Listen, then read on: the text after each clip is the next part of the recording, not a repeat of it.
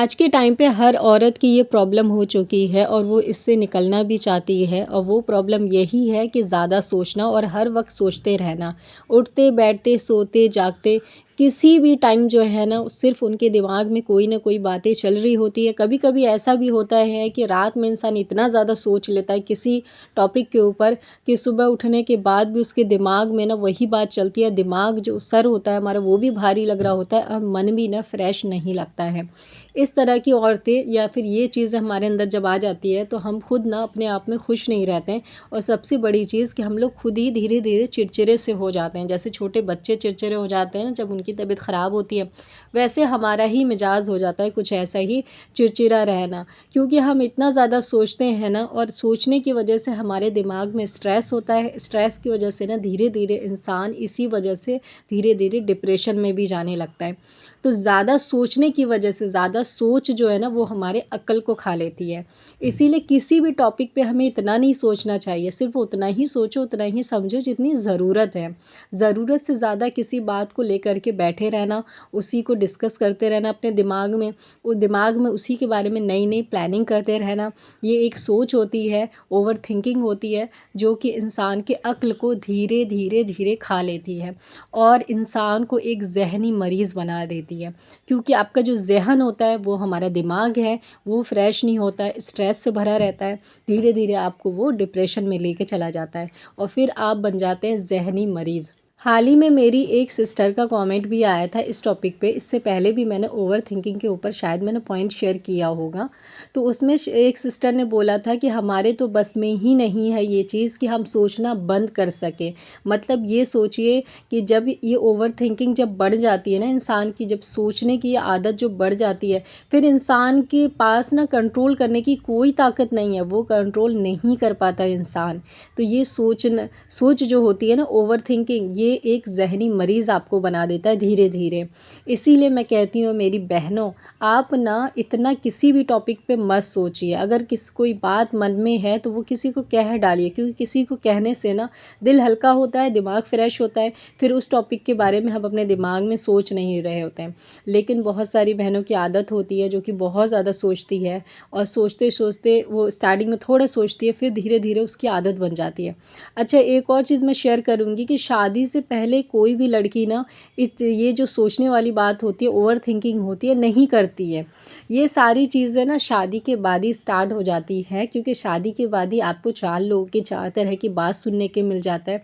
फिर आप उसी को बात को दिमाग में लेके चलते रहते हैं चलते रहते हैं। अगर आप चालाक औरत हैं तो प्लानिंग करते हैं, अगर आप सीधी हैं तो दिल पे बात लग जाती है, तो सोच रहे होते हैं कि उसने क्यों कहा, ऐसा क्यों कहा, वैसा क्यों कहा, मुझसे ही क्यों कहा, मैंने तो कुछ किया ही नहीं। तो इस तरह की बातें आपके दिमाग में चलती रहती है और आप सोचते रहते हैं। धीरे धीरे स्टार्टिंग में ना आप कम सोचते हैं, फिर धीरे धीरे धीरे ये आपको ज़हनी मरीज़ बना देता है। आपकी आदत बन जाती है सोचने की। फिर आप जब सोते हैं तो भी सोच रहे होते हैं, आप खाना खा रहे हैं आपके दिमाग में कोई बात चल रही है, आप कपड़े धो रहे हैं दिमाग में बात चल रही है, आप यहाँ तक कि नमाज़ पढ़ रहे हैं तो भी प्लानिंग चल रही है आपके दिमाग में। इस तरह का आपको मरीज़ बना देता है ये अंदर से, आपको खुद पता नहीं चलता है। इसीलिए मैं कहती हूँ ज़्यादा आपको ना किसी भी बात पे सोचना नहीं चाहिए। अच्छा, अब मैं आपको बताती हूँ कि इससे बचने का क्या तरीका है। और मेरी एक सिस्टर ने भी कमेंट किया था कि वो जॉब करती हैं और वहाँ पर जो है वो किस तरह से जो है इस चीज़ से बच सकें। वो चाहती हैं कि वहाँ पर भी कुछ ऐसा करती रहूँ जो कि और चीज़ें मेरे दिमाग में नहीं आए, जो भी उनके दिमाग में बातें आती हैं, जो भी थिंकिंग आती है वो सब ना आए, मैं इन सारी चीज़ों से बच सकूँ। तो उसके बारे में भी मैं आज की इस वीडियो में आपको बता दूँगी। सबसे पहला पॉइंट, जिस भी औरत के अंदर ये आदत हो चुकी है ओवर थिंकिंग की, तो जिस रीज़न की वजह से आप करती हैं, तो सबसे पहले वो रीज़न ख़त्म करना होगा। क्योंकि बहुत सारे घर में ऐसा होता है, परिवार है, फैमिली है ज़्यादा, तो लोगों की बातें दिल पे लग रही हैं, तो आपको ये इग्नोर करना होगा। आप चाहते हैं आपकी ज़िंदगी खुश हो, खुशहाल हो, आपका माइंड फ्रेश हो, क्योंकि माइंड से इंसान की पूरी बॉडी चलती है। माइंड का फ्रेश होना बहुत ज़्यादा ज़रूरी है, तभी आप फ्रेश लगेंगे, आप खुश दिखेंगे और खुश रह भी पाएंगे। तो सबसे पहली चीज़, किसी की बात बहुत ज़्यादा दिल पे लग जाती है, कोई बहुत ज़्यादा आपको टोन करता है, तो कोशिश करिए उन सारी चीज़ों को इग्नोर कर दीजिए। शादी के बाद सिर्फ फोकस ना अपनी फैमिली यानी कि अपने बच्चों, अपने शौहर पे करिए। और इसके अलावा अगर कोई आपको कुछ कहता है तो उनकी बातों को इग्नोर कर दिया करिए, क्योंकि कई कई घर में ना आदत होती है लोगों की बोलने की, है ना। कोई नंद हो सकती है, कोई देवर हो सकता है, कोई सास हो सकती है, कोई ससुर हो सकता है, कोई जेठानी देवरानियाँ हो सकती हैं ना, जो कि ताना वाना मारने की आदत हो उनको। तो उन सबको इग्नोर करिए, क्योंकि उनके कहने ना कहने से आपका घर नहीं चल रहा, आपका रिश्ता नहीं चल रहा। आप अपने रिश्तों पे फोकस करिए तो ज़्यादा बेहतर होगा। तो अगर आपके अंदर ये आदत है कि बहुत जल्दी आपके दिल पे बात लग जाती है, तो स्ट्रॉन्ग बनिए, खुद को स्ट्रॉन्ग बनाइए। और आप ना ऐसी किसी की भी बातों को दिल पे लेना छोड़ दीजिए, मत लीजिए, किसी की बातों को दिल पे मत लीजिए, अपनी फैमिली पे फोकस करिए बस, पहली चीज़। दूसरा, अगर आपके साथ ऐसा नहीं है, कुछ भी आपकी फैमिली में कोई ऐसा नहीं है जो आपको टोन करता है, आपको परेशान कर रहा है, लेकिन फिर भी आपके अंदर एवं ही सोचने की आदत आ चुकी है, आप इससे परेशान हो चुकी हैं, बच नहीं पा रही हैं, या फिर आप पूरे दिन घर में फ्री बैठी रहती हैं। तो फ्री भी इंसान बैठा रहता है ना, तो उसके दिमाग में 70 चीज़ें आती हैं और धीरे धीरे वो जहनी मरीज़ फिर बन जाता है। तो इसके लिए मैं कहूँगी, घर बैठे आप अपने आप को बिज़ी कर लीजिए। जब आप काम हो जाता है तो कुछ ना कुछ घर बैठे काम करना शुरू कर दीजिए। अगर जैसे कि सिलाई हो गई, कढ़ाई हो गई, बहुत सारी चीज़ें हैं घर बैठे, वो कर सकते हैं। अगर आप ये सब नहीं करना चाहते, इसकी नीड नहीं है, क्योंकि हर कोई ये काम नहीं करेगा ना, जिसको नीड होगी वही तो करेगा, और जिसके पास अच्छी खासी लाइफ स्टाइल है वो तो ये सारी चीज़ें नहीं करेंगे। तो अब आपको क्या करना है कि आप कुरान पढ़िए, और दूसरी चीज़, आप जो है नमाज में पूरा दिल लगाइए, हदीस पढ़िए और कुरान पढ़िए। कुरान पढ़ने से दिल को बहुत ज़्यादा आराम मिलता है, सुकून मिलता है।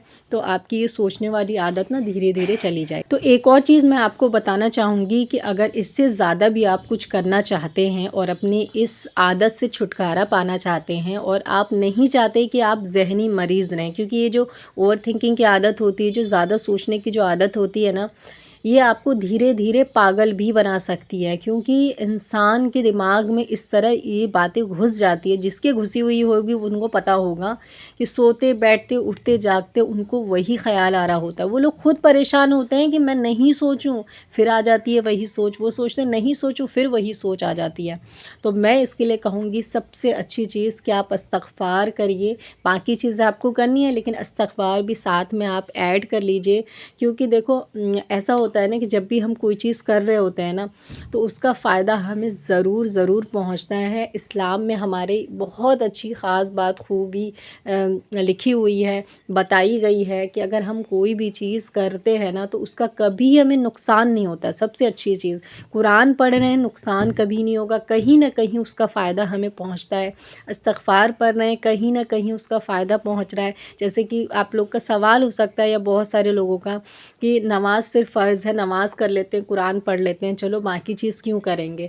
तो बाकी चीज़ों का भी कहीं ना कहीं पे असर हो रहा होता है, कहीं ना कहीं आपको फ़ायदा दे रहा होता है, क्योंकि इस्लाम में कोई चीज़ नुकसान आपको नहीं देगा।